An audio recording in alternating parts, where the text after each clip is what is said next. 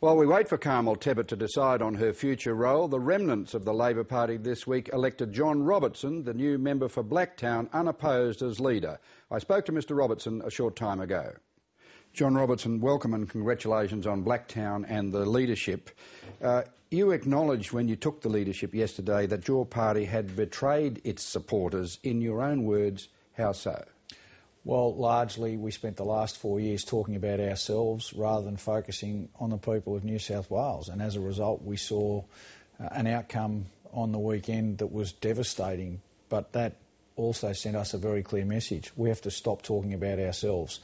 We have to get back to basics and be the Labor Party that people expect us to be, the party for working people, the party for decent services, and the party that really judges our society based on how the least well off are doing. Do you agree with the Prime Minister, Julia Gillard, and her depiction of the Greens as an extremist party?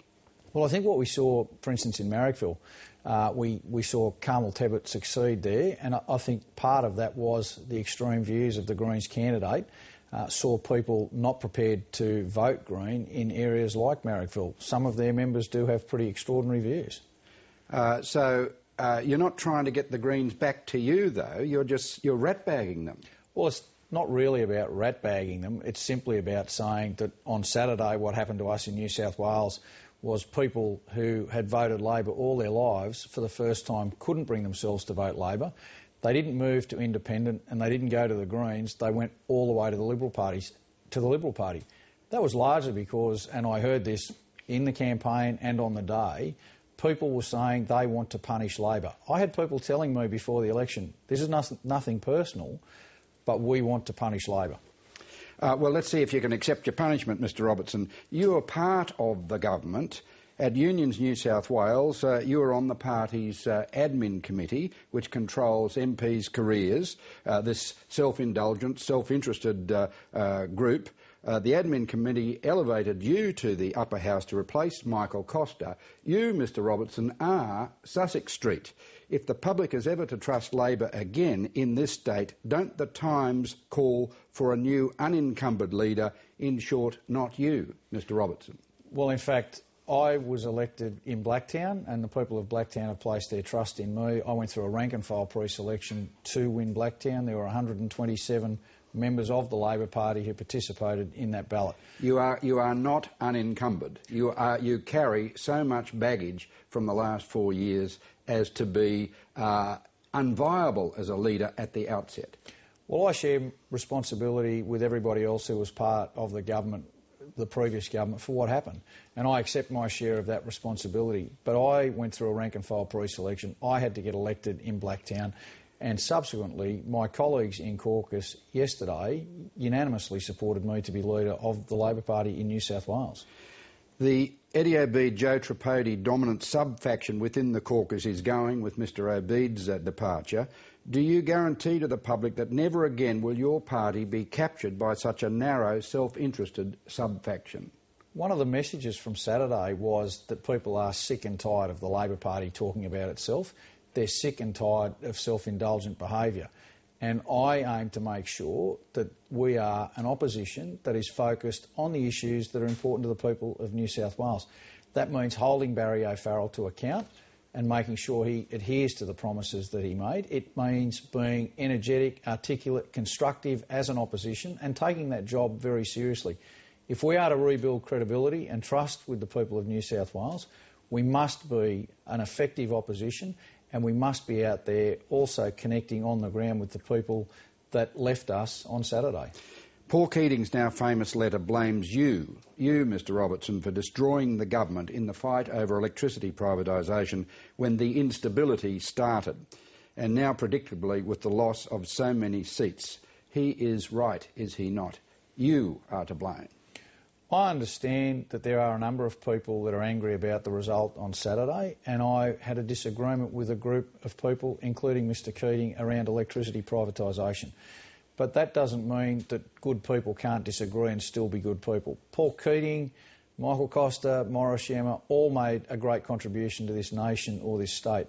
I intend to make a similar contribution now as leader in the Labor Party in New South Wales. His point was that when he was the president of the party in New South Wales, the job of the officers, Bernie Reardon from the ETU, the job of the officers of the party were to protect the government. And that did not happen under you. Well, in fact, what we saw was a party going through a democratic process. Yes, it was ugly. Yes, it was messy, but it went through a democratic process using those internal structures of the party. In fact, we've just had a national review conducted by Senator John Faulkner, by former Premier Steve Bracks and former Premier Bob Carr. That review talks about encouraging people to utilise the democratic processes within the party. It talks about the sorts of reforms that need to be undertaken within the party, things like members being able to participate in those processes, things like reinvigorating branches, things like having a debate around ideas.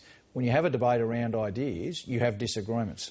Well, let's talk about ideas. Mr Keating's, leaving his vituperative prose to one side, his intellectual complaint about you, Mr Robertson, he said he explained to you in a private meeting the benefits of competition policy in the national electricity grid. He says, you never offered one serious point in rebuttal, not one cogent argument to thwart the logic. You battered the argument to one side. This is a threshold question for you in your new role as leader. What comes first? The sectional interest of union members or the interests of the state and the whole community? Well, I can clearly say it's the interests of the state and the whole community. And on the issue that Mr Keating... In which case, Mr Robertson, will you reform the Labor Party's rules to stop the conference having a binding power over MPs?